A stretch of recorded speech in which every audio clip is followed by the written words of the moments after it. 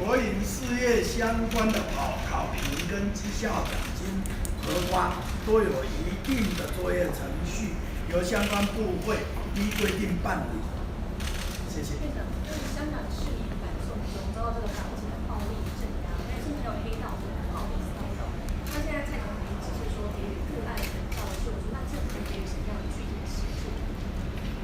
作为邻居，我们非常关心香港的情形。香港从年轻人到妈妈，甚至带着小孩，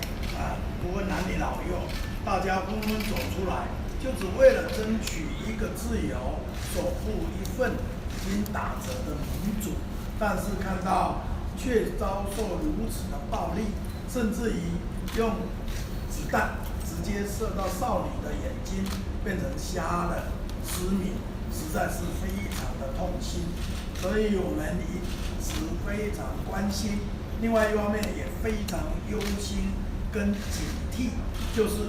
我们看到香港一国两制下，原来会变成这个样，所以台湾要守护民主，守护我们好不容易争取有的自由民主，是非常非常重要的。我们更要团结一起，一方面关心香港，给予必要的各方面关怀。一方面，我们要守护台湾的主权跟自由民主，才不会像香港那样。院长，让我追问一下，昨天一度封锁了香港的机场，大家都认为很像6·4的事件山雨欲来，我们这个政府高层做一些沙盘推演。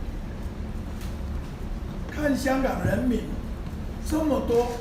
不断的走出来，而且已经持续超过2个月，而且越演越累，就可以知道民心向背。一个失去人民支持的政府是站不住脚的，所以我们还是呼吁大家给香港关心，也呼吁香港政府回应人民的诉求，才能够让事情解决。院长请教一下，柯文哲市长昨天接受媒体专访的时候，认为现在政府的两岸政策是以政治可，认为他这样的说法你同意吗？我认为蔡总统非常努力的要维持住两岸的关系，同时更要守护台湾的主权跟经济发展。而我们看到现在香港这个情形，更知道台湾是如此不容易的守护住我们的主权，并且改善跟周边很多国家的关系，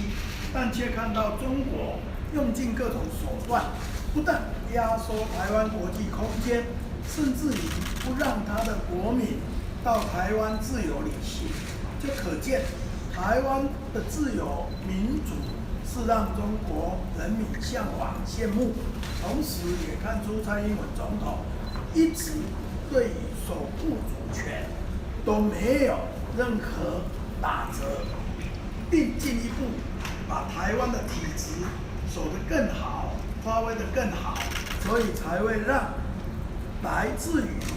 中国及中国以外各地的观光客都持续有增加，这是台湾好的一面，更受各国看重。所以我觉得蔡英文总统对两岸关系真的用尽心力，而有任何的困难都是来自于中国。谢谢。院长。